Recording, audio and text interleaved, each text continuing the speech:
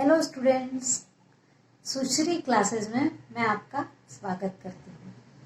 हमारी ये class 12th की बिजनेस स्टडीज व्यवसाय अध्ययन विषय की क्लास चलेगी। मेरी 11th के व्यवसाय अध्ययन की भी क्लासेस चल रही हैं। आप भी मेरे उन क्लासेस के लिए भी शेयर करिए सबसे, और 12th के लिए भी शेयर करिए सबसे, और मेरे चैनल को सब्सक्राइब करिए और अच्छी अच्छी पढ़ाई मेरे साथ करिए। मैं आपको किताब की भाषा को बहुत सरल करके समझाऊंगी, जिससे आपको एग्जाम्स में कोई दिक्कत नहीं होगी। तो आज हम पढ़ेंगे क्लास 12th का बिजनेस स्टडीज का फर्स्ट चैप्टर, प्रबंध की प्रकृति एवं महत्व, या nature and significance of management. अब देखिए, पहले जो मनुष्य था वो बिल्कुल जंगलों में घूमता रहता था, शिकार करता था। सभ्यता नहीं थी, उसमें सभ्यता नहीं थी तो आवश्यकताएं भी सीमित थी और वो आत्मनिर्भर भी था, क्योंकि उसको पता ही नहीं था, बाकी कुछ विकास हुआ नहीं है। तो व्यक्ति जो थे पहले जंगलों में घूमते थे, वहीं कंदमूल खाते थे और पक्षी और प्राणियों का शिकार करके खाते थे।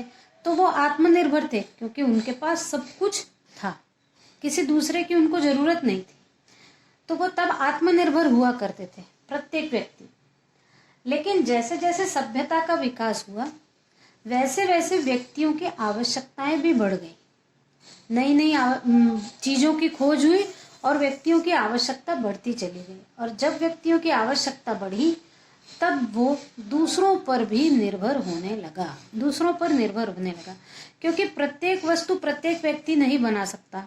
कोई किसी में कुशल होता है तो कोई किसी दूसरे चीज को बनाने में कुशल होता है। इसलिए कुशलता के कारण अलग अलग प्रकार की वस्तुएं अलग अलग प्रकार के स्वभाव वाले और कला वाले व्यक्ति बनाते हैं। इसीलिए व्यक्ति दूसरों पर भी निर्भर होने लगा।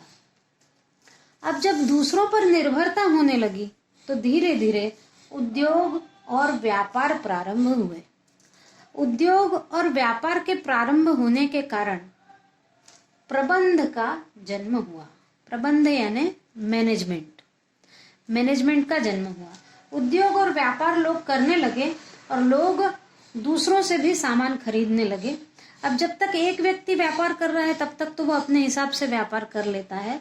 लेकिन धीरे धीरे विकास के साथ साथ व्यापार में वृद्धि भी होती चली गई। और फिर जब एक व्यक्ति के बस का व्यापार नहीं रहा, तब वो अपने साथ कुछ लोगों को जोड़ना चाहने लगा। और जब वो ऐसा चाहने लगा, तब प्रबंध का भी जन्म हो गया। अब आप देखिए कि मनुष्य के जीवन में हर क्षेत्र में प्रबंधन का महत्व है, मैनेजमेंट का महत्व है। हर क्षेत्र में, आर्थिक हो, चाहे सामाजिक हो, चाहे सैनिक हो, चाहे धार्मिक हो, चाहे व्यापारिक हो, चाहे शैक्षणिक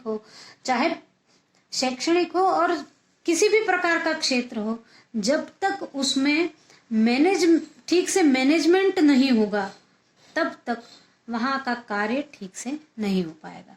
अब केवल एक छोटा सा उदाहरण ले लीजिए। अभी इसमें मैंने पारिवारिक भी नहीं लिखा है, एक छोटा सा परिवार भी ले लेते हैं यदि।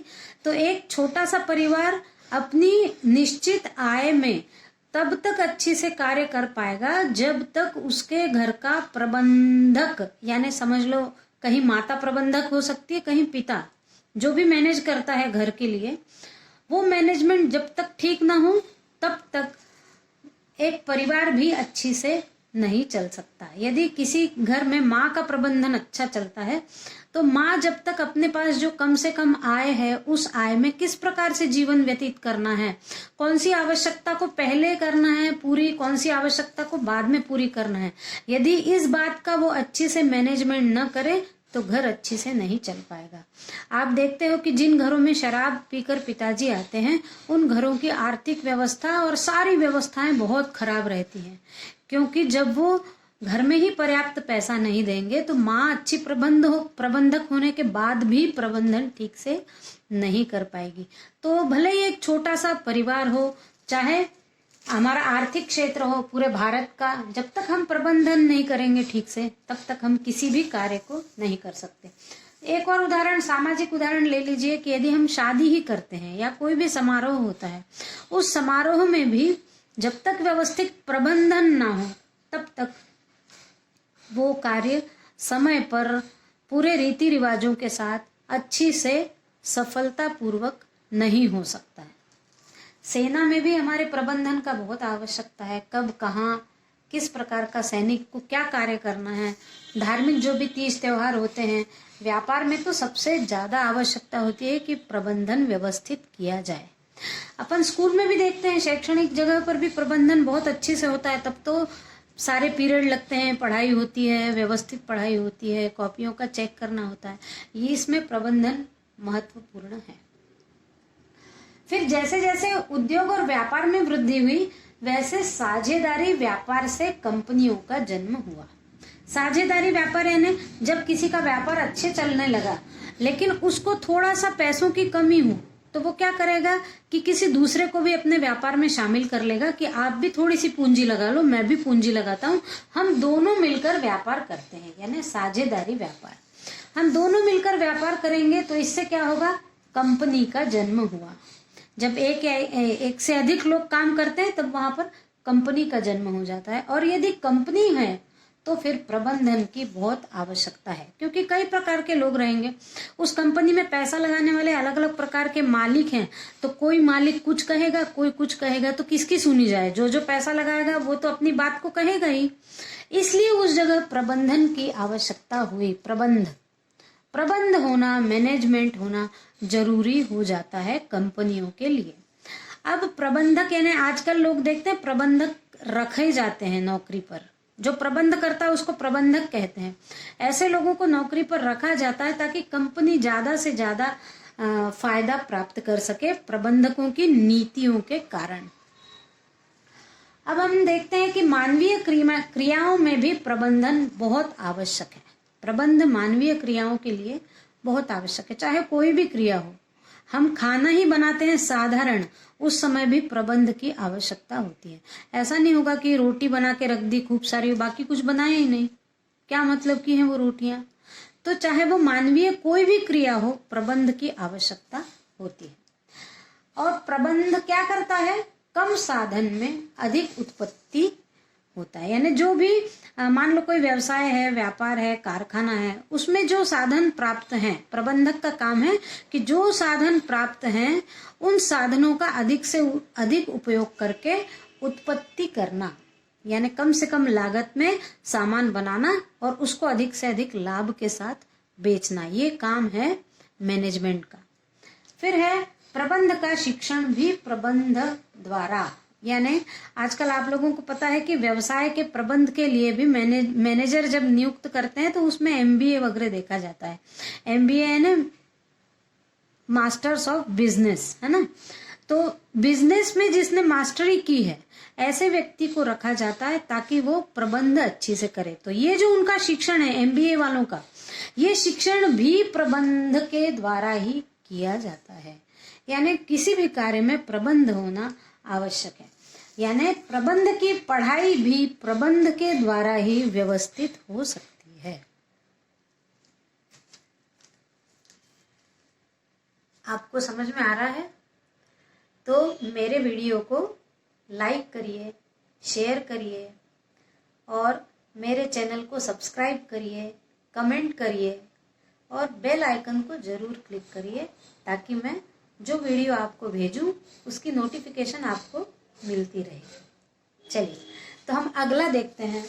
अगला टॉपिक है प्रबंध से आशय या मीनिंग ऑफ मैनेजमेंट।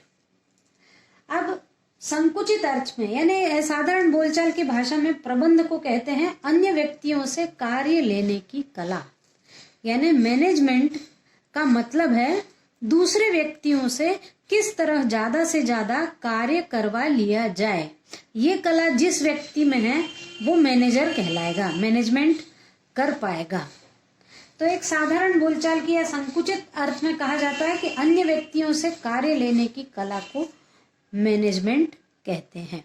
लेकिन इसका केवल इतना ही अर्थ लगाना काफी नहीं है, इसलिए विस्तृत अर्थ में इसके लिए कहा गया है कि किसी व्यापारिक संस्थानों के नीति निर्धारण में, किसी व्यापारिक संस्थान यानी ऐसा संस्थान जो बहुत बड़ा व्यवसाय करता हो, व्यावसायिक संस्थान हो, के नीति निर्धारण यानी उस व्यवसाय को चलाने के लिए जो नीति निर्धारित की जाने वाली है, उन नीतियों का निर्धारण और क्रियाओं का समन्वय, यानी उसको व्यवसाय को सफल बनाने के लिए सबसे पहले तो नीतियां बनाना पड़ेंगी कि हमको क्या करना चाहिए। ये जब बन जाएगा तब जब वो नीतियां क्रियान्वित की जाएंगी तो वो जो क्रियान्वयन होगा उनमें भी समन्वय होना चाहिए। क्रियान्वय में समन्वय यानी मान लीजिए कि कहीं पर आटा का बिजनेस है, आटा का, तो गेहूं आया, गेहूं एक जगह खूब स्टोर कर करके रख दिया, लेकिन केवल स्टोर करने वाले अच्छे से काम कर रहे हैं, बाकी जो गेहूं चक्की में पीसना था वो वाले लोग तो काम ही नहीं कर रहे हैं। तो ये दोनों क्रियाओं में समन्वय नहीं है। जब वो इसके बाद आटा जब बनेगा उस आटे को फिर एक पैक में पैकिंग करना पड़ेगी, तो जब आटा ही नहीं बनेगा तो पैकिंग वाले क्या काम करेंगे। तो एक साधारण सा ये जो व्यवसाय है वो कब सही होगा, जब नीतियां अच्छी से बन जाएंगी। उन नीतियों के अंतर्गत जो अलग अलग क्रियाएं होंगी उनका भी समन्वय होना चाहिए। यानी बराबर गेहूं आया, गेहूं चक्की तक पहुंचा, चक्की से पीसने के बाद वो तुरंत पैक होने गया, पैक होके बंद होके उसका माल गाड़ियों में लदा और जहां तहां वो चला गया। ये है क्रियाओं का भी समन्वय होना। तो ऐसी क्रियाओं का समन्वय होना भी जरूरी है। फिर नीतियों के क्रियान्वयन, यानी जो भी नीतियां बनाई है उनको भी तो कार्य करवाना है, केवल नीतियां कागज में न बन पाए। उन नीतियों को, जैसी नीतियां बनी है, लोगों को बताकर उस हिसाब से कार्य करवाने के लिए जो प्रयास किए जाते हैं उन प्रयासों में भी नियोजन होना चाहिए। जितने लोग कार्य कर रहे हैं प्रत्येक का कार्य नियोजन पूर्वक होना चाहिए। और ये जो संगठन है, यानी जो सारे श्रमिक लोग कार्य कर रहे हैं, या पूरा लेकर मैनेजर से लेकर बिल्कुल सफाई कर्मचारी तक, ये जो पूरा संगठन है एक व्यवसाय के लिए, उस संगठन के लोगों का भी मिलजुल कर कार्य करना अनिवार्य है। उसके बाद निर्देशन, यानी कौन सा काम किस प्रकार किया जाए, ऐसा निर्देशन भी उस व्यवसाय को आगे ले जाता है। और नियंत्रण, यानी लोगों पर भी नियंत्रण। ऐसा ना हो कि कुछ लोग कार्य कर रहे हैं कुछ लोग कर ही नहीं रहे हैं, तो लोगों पर भी नियंत्रण होना अनिवार्य है। और नियंत्रण के बाद एक मैनेजमेंट का काम है कि अभिप्रेरण किया जाए, यानी लोगों को इसी प्रकार कार्य करने के लिए हमेशा प्रेरित किया जाए। तो प्रबंध का ये मतलब है कि किसी भी व्यावसायिक संस्थानों में नीति निर्धारण, क्रियाओं का समन्वय, नीतियों के क्रियान्वयन के लिए लोगों के प्रयासों का भी नियोजन, संगठन, निर्देशन, नियंत्रण और अभिप्रेरण होना चाहिए।